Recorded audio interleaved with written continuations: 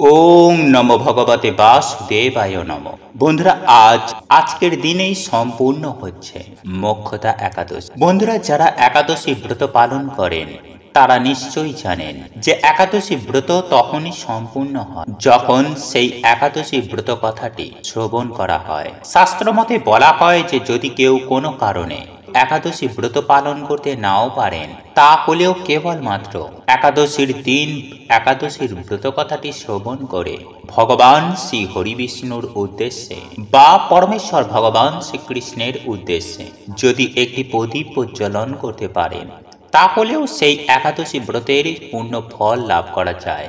বন্ধুরা, যেহেতু প্রত্যেকটি একাদশী ভগবান শ্রী হরিবিষ্ণু তথা পরমেশ্বর ভগবান শ্রীকৃষ্ণের উদ্দেশ্যে উৎসর্গিত, তাই একাদশীর দিন অতি অবশ্যই শ্রী বিষ্ণুর উদ্দেশ্যে পারলে একটি প্রদীপ অবশ্যই প্রজ্বলন করুন এবং এই একাদশী ব্রত কথাটি একবার হলেও শ্রবণ করুন।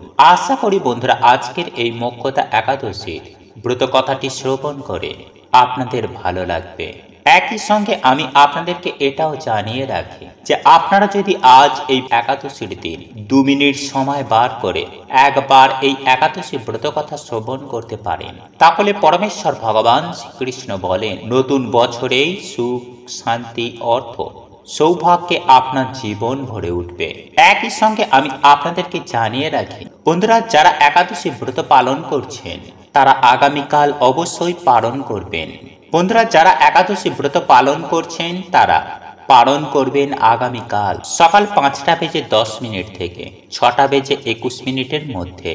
চলুন এইবার জেনে নেওয়া যাক মোক্ষদা একাদশী ব্রত মাহাত্ম্য কথা। তবে আপনারা এই ব্রত মাহাত্ম্য কথা যখনই শুনুন না কেন, সম্পূর্ণ ব্রত কথাটি শ্রবণ করবেন, কারণ অসম্পূর্ণ কোনো জিনিস কখনো ভালো ফল দেয় না।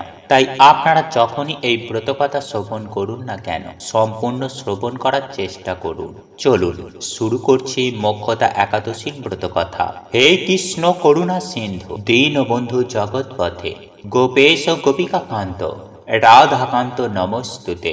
ওম নমো বিষ্ণু, ওম নমো বিষ্ণু, ওম নমো বিষ্ণু। ব্রহ্মাণ্ড পুরাণ ও পদ্ম পুরাণে পাণ্ডব রাজা যুধিষ্ঠির এবং ভগবান শ্রীকৃষ্ণের কথোপকথনে এই মোক্ষদা একাদশী ব্রত কথা ব্যক্ত করা হয়েছে। মহারাজ যুধিষ্ঠির ভগবান শ্রীকৃষ্ণকে বললেন, হে বিশ্বেশ্বর, আমি আপনাকে বন্দনা করি। আপনি ত্রিলোকের সুখদায়ক, বিশ্বেশ্বর, বিশ্বপালক ও পুরুষোত্তম। আমার একটি সংশয় আছে, এই মাসের শুক্লপক্ষে যে একাদশী তার নাম কি, বিধি বা কি, ও কোন দেবতা এই একাদশীতে পূজিত হন, তা আমায় কৃপা করে বলুন। পরমেশ্বর ভগবান শ্রীকৃষ্ণ তখন বললেন, হে মহারাজ, আপনি খুব উত্তম প্রশ্ন জিজ্ঞাসা করেছেন, যার মাধ্যমে আপনার যশ চতুর্দিকে বিস্তৃত হবে। এখন এই একাদশীর ব্রত কথা আমি বর্ণনা করছি, যা শোনা মাত্রই বাজপেয় যজ্ঞের ফল লাভ হয়। অগ্রহায়ণের শুক্লপক্ষের এই একাদশী মোক্ষদা নামে পরিচিত। সর্বপাপ নাশিনী ও ব্রত সর্বশ্রেষ্ঠা এই একাদশীর দেবতা হলেন শ্রী দামোদর। তুলসী মঞ্জুরি, ধূপ, দীপ ইত্যাদি উপাচারে শাস্ত্রবিধি অনুসারে শ্রী দামোদরের পূজা করতে হবে। পূর্ব বর্ণিত বিধি অনুসারে দশমী ও একাদশী পালন করতে হবে। এই উপবাস, দিনের স্তব স্তুতি, নিত্য গীত আদি সহ রাত্রি জাগরণ করা কর্তব্য। হে মহারাজ, অসংখ্য ক্রমে এই একাদশী সম্পর্কে আমি একটি অলৌকিক কাহিনী ব্যক্ত করছি। মনোযোগ সহকারে এই ইতিহাস শ্রবণ মাত্রই সর্বপাপ ক্ষয় হয়। যে পিতৃপুরুষেরা নিজ নিজ পাপে অধর্জনী প্রাপ্ত হয়েছে, এই ব্রত পালনের পূর্ণ ফল বিন্দুমাত্র তাদেরকে দান করলে তারাও মুক্তি লাভের যোগ্য হন। কোনো এক সময় মনোরম চম্পকনগরের ঐখনস নামে এক রাজা ছিলেন। তিনি ছিলেন সমস্ত বৈষ্ণব সদ্গুণে বিভূষিত। প্রজাদের তিনি পুত্রের মতো পালন করতেন। তার রাজ্যে বহু বেদজ্ঞ ব্রাহ্মণ বাস করতেন। রাজ্যের সকলেই ছিল বেশ সমৃদ্ধশালী। একবার রাজা স্বপ্নে দেখলেন যে তার পিতা নরকে পতিত হয়েছেন। তা দেখেই তিনি অত্যন্ত বিস্মিত হলেন পরের দিন ব্রাহ্মণদের ডেকে বলতে লাগলেন, হে ব্রাহ্মণগণ, গত রাতে স্বপ্নের মাধ্যমে পিতাকে নরক যন্ত্রণা ভোগ করতে দেখে আমার হৃদয় বিদীর্ণ হচ্ছে। তিনি আমাকে লক্ষ্য করে বলতে লাগলেন, হে পুত্র, তুমি আমাকে নরক সমুদ্র থেকে উদ্ধার করো।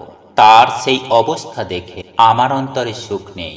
আমার এই বিশাল রাজ্য, স্ত্রী, পুত্র, কিছুতেই আমি শান্তি পাচ্ছি না। কি করি, কোথায় যাই, আমি কিছুই বুঝে উঠতে পারছি না।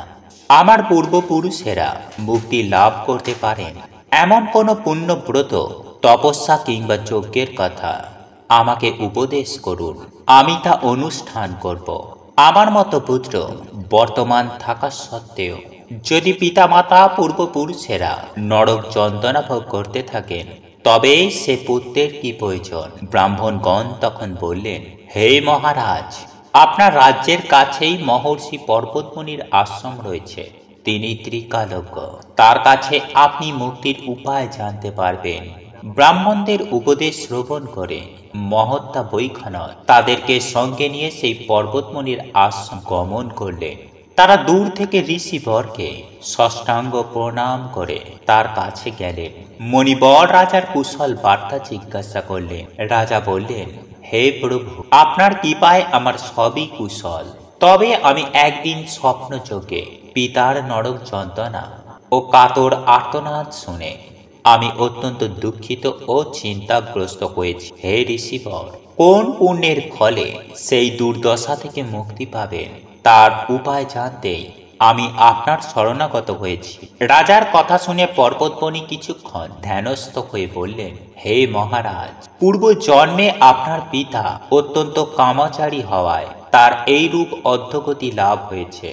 এখন সেই পাপ থেকে মুক্তির উপায় বর্ণনা করছে। অগ্রহায়ণের শুক্লপক্ষের মোক্ষদা একাদশী পালন করে সেই পূর্ণ ফল পিতাকে প্রদান করো। সেই পূর্ণ প্রভাবে তোমার পিতার মুক্তি লাভ হবে।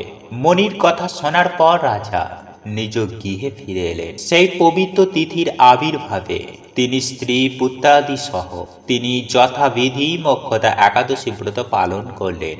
ব্রতের পূর্ণ ফল পিতার উদ্দেশ্যে প্রদান করলেন। ওই পূর্ণ ফল দানের সঙ্গে সঙ্গেই আকাশ থেকে পুষ্প বৃষ্টি হতে লাগলো।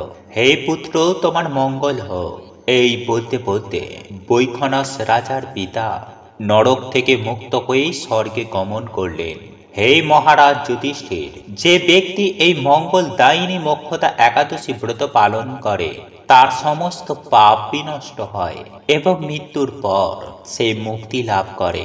এই ব্রতের পূর্ণ সংখ্যা আমি নিজেও জানি না। চিন্তামণির মতো এই ব্রতটি আমারও অত্যন্ত প্রিয়। তাই এই ব্রত কথা যিনি পাঠ করে বা যিনি শ্রবণ করেন, উভয়ই বাজপেয় যজ্ঞের ফল প্রাপ্ত হয়। এই বলে পরমেশ্বর ভগবান শ্রীকৃষ্ণ এই মোক্ষদা একাদশীর ব্রত কথা সমাপ্ত করলেন।